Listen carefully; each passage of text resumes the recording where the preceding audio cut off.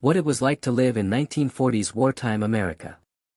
What if I told you the war wasn't just won on the battlefield, but also right here, in the American kitchen? According to the Smithsonian, during World War II, American housewives prepared over 3 billion meals per year, all under strict food rationing. That's not just cooking. That's wartime strategy. Could you make dinner without fresh eggs, butter, or meat? Let's find out. If you think you could pull it off, hit that like button right now. Comment below, could you survive on a 1940s wartime diet?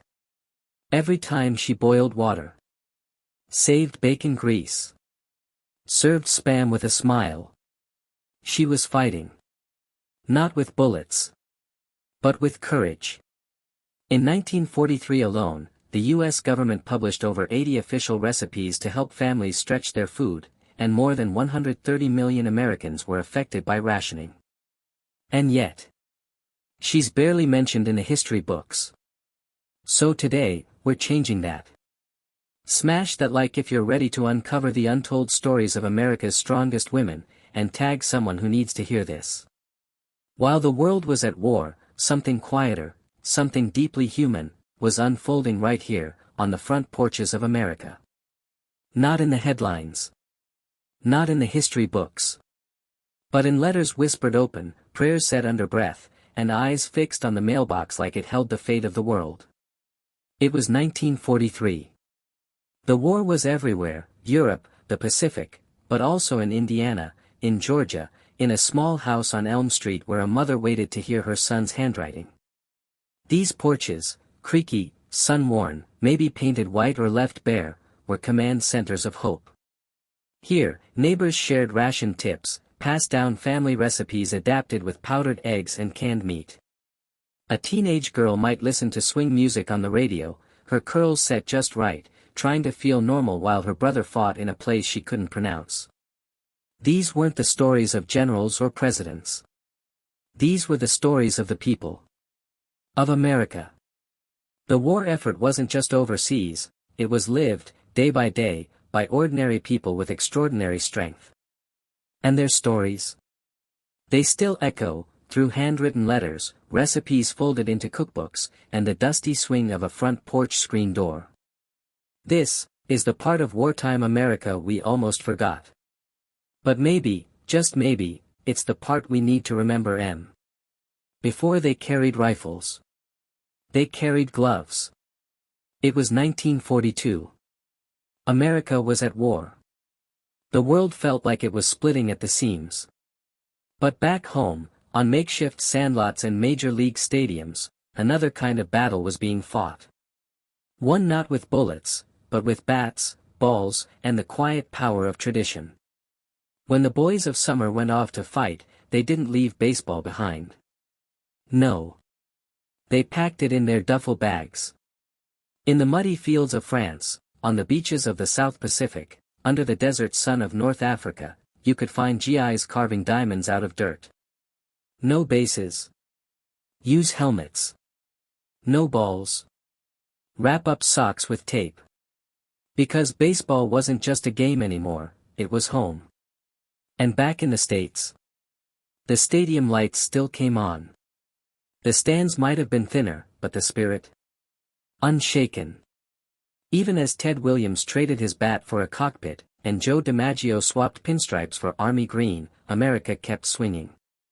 For every pitch thrown, every crowd cheer, every child with a glove too big for their hand, baseball reminded us who we were.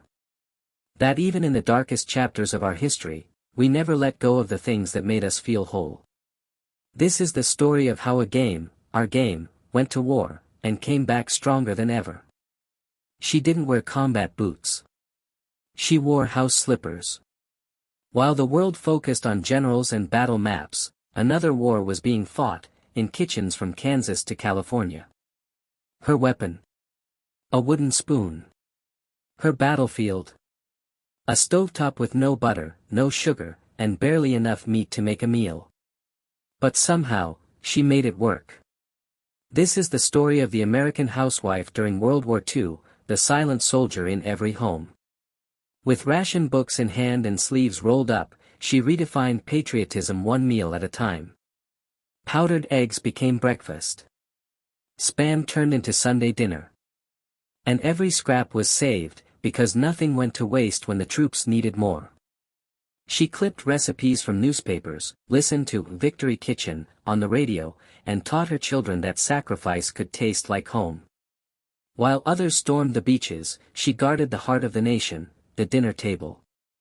And when the day's work was done, and the dishes were drying on the rack, she sat in silence, waiting for a letter, or a knock at the door that she prayed would never come. We don't talk about her enough. But make no mistake. America didn't just win the war on the front lines. It won it in aprons, with flour on the counter, and courage in the kitchen. She didn't win medals. She didn't return home to parades.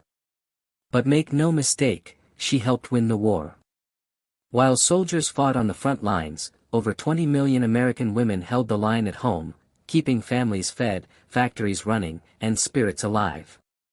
And they did it with no blueprint. Just grit, ration books, and whatever was left in the pantry. We recreated an actual 1944 dessert with no sugar, no butter, and no eggs. Comment below if you want us to show you exactly how we made it. It's shockingly good. Here's the part most people miss. The average American housewife during World War II saved up to 10 pounds of food waste per month, just by being resourceful. So let me ask you. Backhand index pointing right, could you go 1 week cooking only with what was available in 1943? Drop a yes in the comments if you're up for the challenge. Don't forget to like this video if you learned something new, and share it with someone who thinks history is just battles and bombs.